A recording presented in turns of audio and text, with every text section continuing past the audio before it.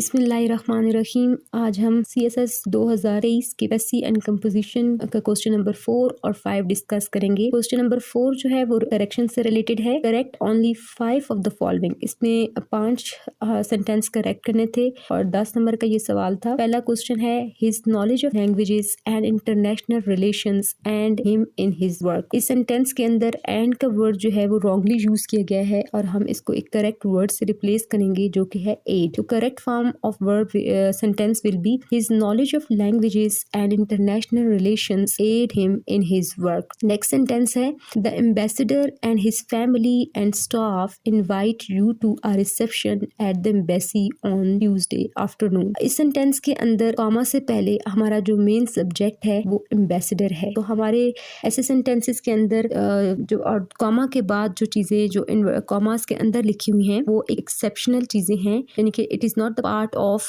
This sentence. अगर हम उस सेंटेंस में मेंशन ना भी करें तो तब भी हमारा सेंटेंस अपने मीनिंग को कन्वे कर रहा है। तो असल में एम्बेसडर के बारे में बात हो रही है तो हमारा फॉर्म ऑफ वर्ब भी अकॉर्डिंग टू सब्जेक्ट होना चाहिए। सब्जेक्ट सिंगुलर है तो हमारे वर्ब जो है उसके साथ एस या ईएस का इजाफा करेंगे जो कि प्रेजेंट इंडेफिनिट टेंस में हम करते हैं। First form of verb plus ING for third person और सिंगुलर सब्जेक्ट के लिए यूज करते हैं। तो करेक्ट वर्जन जो इस सेंटेंस की होगी the ambassador with his family and staff invites you to a reception at the embassy on Tuesday afternoon. Third sentence है this year he will sit in the CSS examination. इस sentence में preposition wrongly use की गई है। हम इनको replace करेंगे correct preposition के साथ जो कि है फॉर, और करेक्ट वर्जन होगी इस सेंटेंस की this year he will sit for the CSS examination. चौथा सेंटेंस हमारे पास the chief executive will let us know whether और not we can attend the meeting. यहाँ पर वेदर और का वर्ड यूज किया गया है जो हम नॉर्मली अल्टरनेटिव चॉइसेस के लिए यूज करते हैं, लेकिन इस सेंटेंस के अंदर हमें कोई अल्टरनेटिव चॉइस नहीं दी गई तो हम वेदर ही यूज करेंगे, हमें और का यूज नहीं करना। तो और नॉट बी को हम ओमिट कर देंगे। करेक्ट वर्जन ऑफ इस सेंटेंस की होगी the chief executive will let us know whether he can attend the meeting. Next sentence when he came back from vacation Aslam and me plan to look for another apartment. इस sentence के दो parts हैं। पहला part के अंदर जो है वो एक इनकरेक्ट वर्ब यूज किया गया है, हमने उसको करेक्ट करना है। सेकंड पार्ट ऑफ सेंटेंस के अंदर प्रोनाउन की मिस्टेक है एंड इसके अंदर टेंस की भी मिस्टेक है। इसमें जो पहला पार्ट है वो हमारे पास प्रेजेंट टेंस में आएगा एंड सेकंड पार्ट जो होगा वो सिंपल फ्यूचर भी होगा। तो हम पहले पार्ट के अंदर केम को रिप्लेस करेंगे कम्स के साथ और सेकंड पार्ट के अंदर असलम एंड आए हो जाएगा, मी नहीं होगा, और फिर correct form of helping verb लगाएंगे विल। तो इस correct version of this sentence will be when he comes back from vacation Aslam and I will plan to look for another apartment. Sixth sentence है if some of you make a noise they shall be punished. इस sentence के अंदर pronoun की again mistake की गई है। पहले sentence में सम ऑफ यू के बारे में बात की गई है तो हम सेकंड पार्ट में भी वही प्रोनाउन यूज करेंगे जो कि पहले पार्ट में यूज किया गया है। तो इसका जो करेक्ट वर्जन होगा वो ये होगा कि if some of you make a noise you will be punished. They shall को हम रिप्लेस करेंगे यू विल के साथ। सेवंथ क्वेश्चन में है कि he came to me to inquire what is the salary attach to the appointment. यहाँ पर हम व्हाट इज दी को रिप्लेस करेंगे अबाउट के साथ और करेक्ट वर्जन होगी कि he came to me to inquire about salary attached to the appointment. Last sentence है I am too tired that I don't या do not hunt words and idioms in my English book. यहाँ पर too tired to की एक expression use करेंगे तो correct version होगी I am too tired to hunt words and idiom in my English book. Question number 5 part A punctuation से related है। punctuate the following text where necessary। और ये 5 number का था। इस पैसेज के अंदर नॉर्मली कॉमास और इन्वर्टेड कॉमास यूज होंगे और कुछ कैपिटलाइजेशन की फिर मिस्टेक्स हैं वो करेक्ट करेंगे। और सबसे पहले यहाँ पे जो फर्स्ट सेंटेंस का जो स्टार्ट ऑफ द सेंटेंस है उसका वर्ड कैपिटल कर देंगे तो वाइल्ड का W कैपिटल हो जाएगा। Wild taking a nap on the porch, यहाँ पर एक जुमला एक सिनेरियो दिया जा रहा है, यहाँ पे एक सेंटेंस कंप्लीट हो रहा है, यहाँ इस पोर्च के बाद कॉमा आ जाएगा। One hot summer day Hodga dreamed that a stranger promised to give him 10 pieces of gold। यहाँ पे अब सेंटेंस कंप्लीट हो जाता है, अपने मीनिंग कन्वे कर रहा है तो गोल्ड के बाद जो है वो डॉट आ जाएगा। और होडगा एक प्रॉपर नाउन है और तमाम प्रॉपर नाउन्स जहां भी हमारे पास पंक्चुएशन में आएंगे हम उनके फर्स्ट लेटर को कैपिटल कर देंगे तो होडगा का H कैपिटल हो जाएगा। नेक्स्ट सेंटेंस पे है the stranger place them in Hodga hands one by one until he reach the 10th piece. आइस। अब यहाँ पर वो नेक्स्ट सेंटेंस का जो दी है उसका टी कैपिटलाइज हम करेंगे, ठीक है, वो कैपिटल हो जाएगा।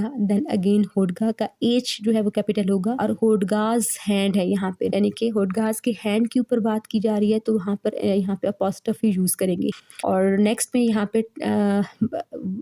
एंड पे 10 पीसेस पे एक बात कंप्लीट हो रही है तो यहाँ पर हम कॉमा देंगे जो कि एक पॉज के लिए यूज होगा, ठीक है, लेकिन लॉन्गर पॉज नहीं है, शॉर्टर पॉज है। फिर देन वो अपना नेक्स्ट सेंटेंस कन्वर्ट करेगा कि विच ही हेसिटेटेड टू गिव हिम, यहाँ पे सेंटेंस कंप्लीट हो गया और यहाँ पर डॉट आ जाएगा। नेक्स्ट सेंटेंस पे फिर वो आगे होडगा की बात को कैरी कर रहा है कि come on what are you waiting for said Hodgas. तो ये एक डायरेक्ट स्पीच है तो हम come on what are you waiting for इसको हम इन्वर्टेड कॉमास के अंदर करेंगे और कम ऑन का सी जो है वो कैपिटल हो जाएगा और कम ऑन के बाद एक्सक्लेमेटरी साइन यूज करेंगे। देन क्योंकि वो एक क्वेश्चन पूछ रहा है तो वेटिंग फॉर के एंड पे हमारे पास क्वेश्चन मार्क आएगा और हम अपने इन्वर्टेड कॉमास को क्लोज कर देंगे। और सेड होडगास का अगेंस्ट जो है वो हमारे पास एच कैपिटल होगा और उसके यहाँ पे सेंटेंस कंप्लीट हो गया तो एंड पे डॉट आ जाएगा। नेक्स्ट सेंटेंस है you promise me 10 just then he woke up. यहाँ पर उसकी बात को ही आगे कंटिन्यू किया जा रहा है।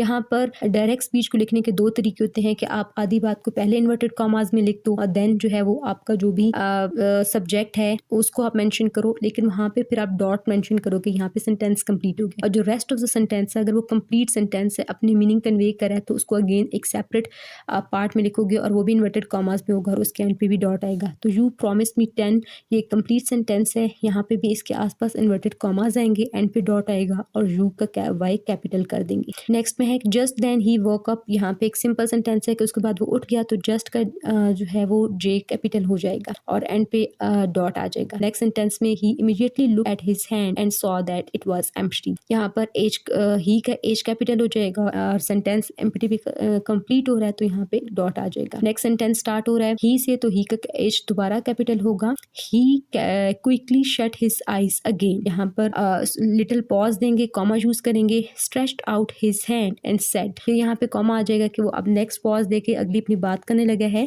जो कि एक डायरेक्ट स्पीच है। All right I will settle for 9। तो यहाँ पर इन्वर्टेड कॉमाज आएंगे दो सेंटेंस के आसपास और ऑल का कैपिटल ए हो जाएगा और ऑल राइट के बाद कॉमा और आई विल की कॉन्ट्रैक्शन यूज की गई है तो यहाँ पर I will. Question number 5 part B है rewrite the following sentences only 5 after filling in the blanks with appropriate prepositions. ये प्रेपोजिशंस था, हमने प्रेपोजिशन करेक्ट प्रेपोजिशन यूज करनी थी, 5 करनी है और 5 मार्क्स का ये क्वेश्चन था। अच्छा, फर्स्ट जो है the neighbours came dash my house to see what's going on in the house. यहाँ पर केम टू की सिंपल टू आ जाएगा, किसी भी चीज जगह की जगह किसी जगह की तरफ जब हम अप्रोच कर रहे होते हैं तो टू का प्रेपोजिशन यूज होता है। तो करेक्ट वर्जन होगा the neighbour came to my house to see what's going on in the house. Second sentence है she sat dash the shade of the tree. यहाँ पर she sat in the shade of tree. किसी भी चीज की clear boundaries हों और उसके अंदर कोई चीज हो तो उसके लिए हमेशा हम लोग इनकी वर्जन यूज करते हैं। जैसे कि अगर आप किसी घर के अंदर हो तो इन दी हाउस होगा, ठीक है। और यहाँ पे भी शेड जो है ट्री का जो शेड है उसकी क्लियर कट बाउंड्रीज होती हैं और उस अगर बाउंड्री के अंदर कोई बैठा हुआ है तो हम अंडर दी शेड यूज नहीं करेंगे क्योंकि हम दरख्त के शेड के नीचे नहीं बैठे हुए, हम शेड के अंदर बैठे, तो इसलिए हम she sat in the shade of tree हो जाएगा। थर्ड सेंटेंस है the moon does not shine dash its own light. Simple था, यहाँ पर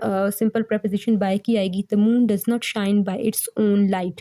फोर्थ सेंटेंस है the burglar jumped dash the compound wall. और किसी भी चीज से जंप करना, क्रॉस करना तो उसके लिए हमेशा ओवर का वर्ड यूज होता है तो यहाँ पे ओवर की प्रेपोजिशन आएगी। Fifth sentence she entered dash and agreement with them, ठीक है। किसी चीज के साथ आप एग्री कर रहे हो, किसी चीज के अंदर आप शामिल हो रहे हो तो देन यहाँ पर इनटू की प्रेपोजिशन आएगा तो she entered into an agreement with them. Next sentence है I have been working hard dash arithmetics. So किसी भी सब्जेक्ट के ऊपर काम करना हो तो वहां पर हम ऑन की जो है वो प्रेपोजिशन यूज करते हैं तो यहाँ पे ऑन की प्रेपोजिशन आएगा कि I have been working hard on arithmetics. Seventh sentence है he got dash his bicycle. यहाँ पे ऑफ की प्रेपोजिशन यूज होगी he got off his bicycle. And last है I can not be done offence, sorry it can not be done offence. तो उसके बाद without आएगा कि it can not be done without offence. ये हमारे पास करेक्शन थी और प्रेपोजिशन पंक्चुएशन का पैरा था। नेक्स्ट वीडियो में हम बाकी क्वेश्चन इंशाल्लाह डिस्कस करेंगे।